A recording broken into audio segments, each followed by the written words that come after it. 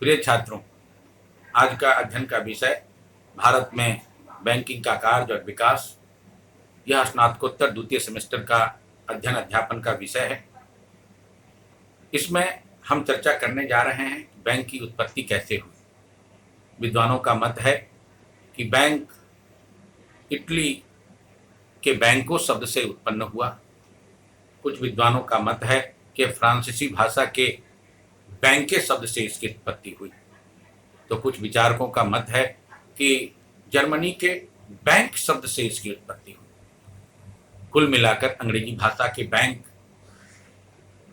की से इसकी अवधारणा परिपूर्ण हुई और आधुनिक काल में यह संपूर्ण विश्व में बैंक BANK के रूप में हमारे सामने है। बैंक का की जो यथार्थता है उसके बारे में बताया गया कि यूरोप में प्रारंभिक काल में लोगों का जो लेन देन होता था, जो विनिमय होता था, जो व्यापार आदि की बातें होती थी और उसमें जो लेन देन होता था वो बेंचों पर बैठकर होता था। और जब कभी व्यापार अवरुद्ध होता था तो लोग उस बेंच को तोड़ दिया करते थे और वहीं से यह बैंक शब्द यथार्थ रूप में सामने आया। भारत में बैंक की विस्तृत चर्चा हमें आज यहाँ करनी है, लेकिन उससे पहले बैंक को परिभाषित करने का भी प्रयास किया गया है। हम बैंक किसे कहें मौलिक रूप में? तो बैंक वह संस्था है जो द्रव्य से व्यवसाय करती है। एक ऐसा प्रतिष्ठान है जो धन को जमा करने, संरक्षण देने, निर्गमन करने, ऋण देने तथा कटौती की सुविधाएं प्रदान करने का काम करता है तथा रकम को एक स्थान से दूसरे स्थान भेजने की व्यवस्था भी करता है। बैंक हम उसे कहते हैं। भारत में बैंक जैसे कार्यों का संपादन प्रारंभिक काल से भी हुआ है, यद्यपि वह आधुनिक बैंकिंग की परिभाषा से मीलों दूर है। प्राचीन काल यानी भारत में महाजन, सर्राफ, सेठ आदि के माध्यम से यह कार्य होता था। मध्यकाल में भी, मुगल काल में भी बैंकिंग का काम सर्राफ या सर्राफा बाजार के द्वारा होता था। इरफान हबीब ने अपनी प्रसिद्ध पुस्तक बैंकिंग इन मुगल इंडिया में इसकी चर्चा की है। बैंकिंग व्यवसाय में गुजराती, उत्तर मध्य भारत में मारवाड़ी और अग्रवाल का नाम प्रमुखता से आया है। आधुनिक काल में हम देखते हैं कि बंगाल में जगत सेठ का नाम हमारे सामने आता है और जगत सेठ मुर्शिदाबाद का था और उसने भारत में 51 बैंकिंग कोठियों की स्थापना कर रखी थी जिसके माध्यम से कारोबार होता था।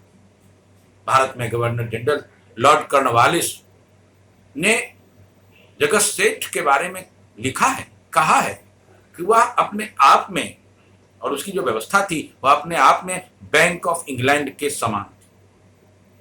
अब सवाल यह है कि बैंक के कार्य क्या है। भारतीय देसी बैंकर्स जिसकी मैं चर्चा कर रहा हूं, उसके कार्य क्या थे। भारतीय देसी बैंकर्स भारत में हुंडी जमा करने और भुगतान करने का कार्य किया करते थे, जिसे आधुनिक बैंकिंग व्यवस्था में ड्राफ्ट कर सकते थे। यद्यपि वह ड्राफ्ट आजकल बड़ा छोटा और तकनीकी रूप से बड़ा समृद्ध होता है, लेकिन बैंक का ड्राफ्ट उस समय बड़ा लंबा चौड़ा लिखित हुआ करता था, हुंडी होती थी। इसमें 3 प्रकार के लोग जुड़ते थे।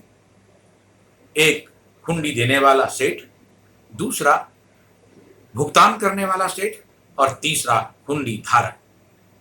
और हुंडी 2 प्रकार के होते थे, एक दर्शनी यानी जो तत्काल जिसका भुगतान हो जाए, और दूसरा मियादी जिसके भुगतान में 21, 31, 41 या 51 दिन का समय दिया जाता था। इसके पीछे कारण यह था कि जिसे भुगतान देना होता था, अगर भारी रकम है, मोटी रकम होती थी तो उसके लिए समय की आवश्यकता होती थी। तत्काल उतने फंड नहीं होते थे तो फंड को संचित कर फिर उस समय तक उसका भुगतान किया जाता था। बैंक का कार्य था बीमा करना। सामान्य लोग जहां 25% कमीशन पर बीमा कराते थे, वहीं व्यापारियों और शाही घरानों को 4-5% ही बीमा कर लगता था।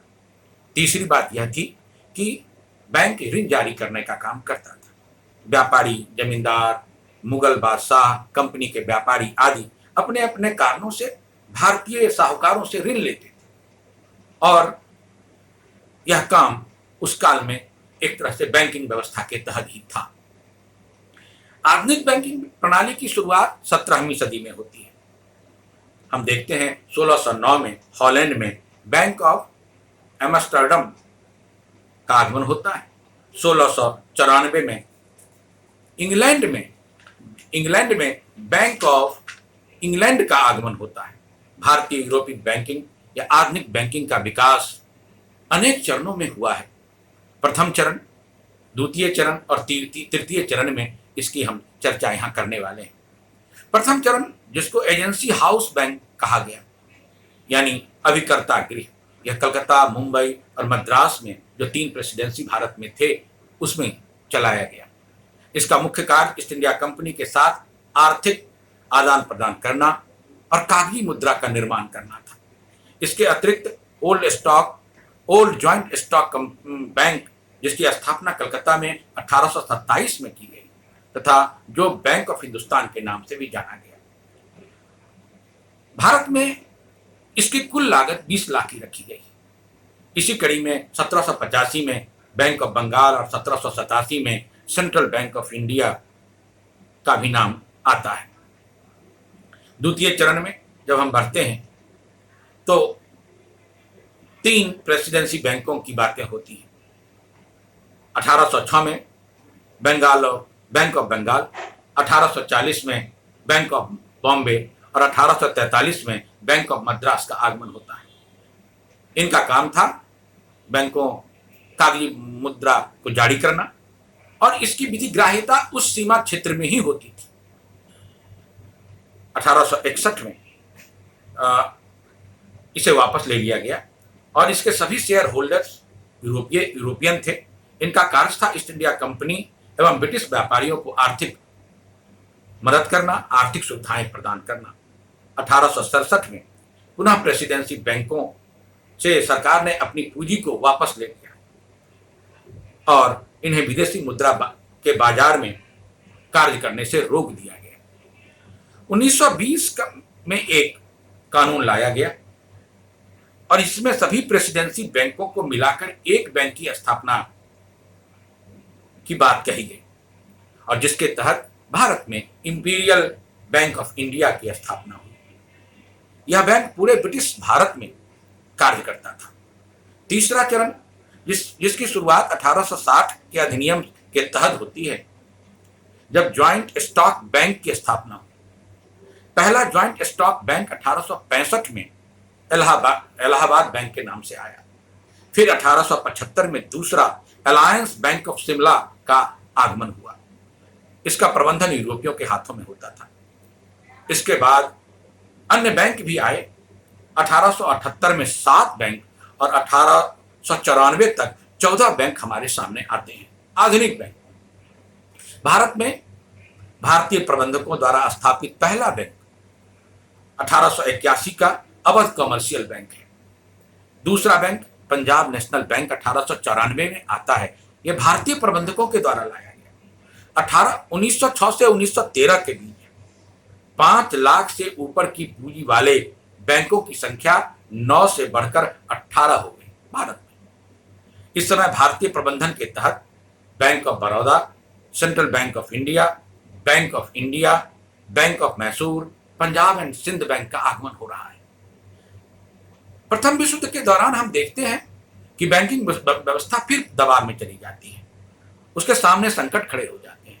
संकट के कारण यह थे कि बैंकिंग सिद्धांत की अवहेलना की गई, मुद्रा बाजार असंगठित था, किसी केंद्रीय बैंक की स्थापना नहीं हुई थी और मुद्रा बाजार में मुद्रा की भारी कमी हो गई थी। और इसके साथ साथ यह भी हमें देखना होगा कि इस काल में बैंकिंग व्यवस्था में लोगों का विश्वास समाप्त हो गया था, घट गया था। परिणाम यह हुआ कि लोगों ने तत्कालीन बैंकों से अपना पैसा निकालने का काम भी बड़ी तेजी से किया। इस अवधि में 20 बैंक अपर्याप्त नगद रहने के कारण मृतप्राय हो गए, बंद हो गए। 1929 में बैंकिंग जांच समिति की सिफारिश के आलोक में काम बढ़ा, उसकी सिफारिशों को लागू करने का प्रयास हुआ और 1935 में हम देखते हैं 1935 का अधिनियम, जो भारत सरकार अधिनियम आया, उसके तहत भारत में रिजर्व बैंक ऑफ इंडिया की स्थापना हुई। 1 अप्रैल 18 भारत में रिजर्व बैंक ऑफ इंडिया की स्थापना हुई और 1 अप्रैल 1935 को भारत में रिजर्व बैंक ऑफ इंडिया ने काम करना शुरू किया और इसकी शाखाएं मुंबई, कोलकाता, मद्रास और रंगून में खोली गई। 1949 में रिजर्व बैंक का राष्ट्रीयकरण कर दिया गया।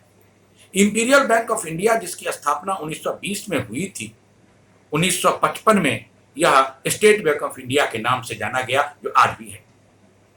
1939 से 1947 के बीच भारत में बैंकिंग व्यवस्था का विकास तीव्र गति से हुआ, लेकिन यह संतुलित विकास नहीं हुआ। बैंकिंग व्यवस्था शहरों तक सीमित रही, नगरों तक सीमित रही, सेठ पूंजीपतियों और धनी लोगों के बीच सीमित रही और गांव तक इसका विस्तार नहीं हुआ था। आधुनिक भारत में जब भारत आजाद हुआ तो इस क्षेत्र में और तेजी से काम हुआ और यह व्यवस्था चलती रही। 1956 तक यह व्यवस्था चलती रही। 1956 में फिर बदलाव किए गए। 1969 में हम देखते हैं कि बैंकों का 14 प्राइवेट बैंकों का राष्ट्रीयकरण किया जाता है। 1980 में पुनः 6 प्राइवेट बैंकों का राष्ट्रीयकरण किया जाता है और आज भारत में 20 राष्ट्रीयकृत बैंक हैं। यद्यपि आज भारत में बैंकिंग व्यवस्था में व्यापक और आमूलचूल परिवर्तन किए गए हैं और वर्तमान समय में बैंकों का एक दूसरे में मर्जर जारी है और बैंकिंग विकास को अक्षुण्ण बनाए रखने के लिए और बैंकिंग व्यवस्था को और मजबूत करने के लिए नित्य नए नए प्रयास किए जा रहे हैं। यह आधुनिक बैंकिंग प्रणाली की विधिवत व्यवस्था आज तक हमारे सामने उपस्थापित होती है। बहुत बहुत धन्यवाद।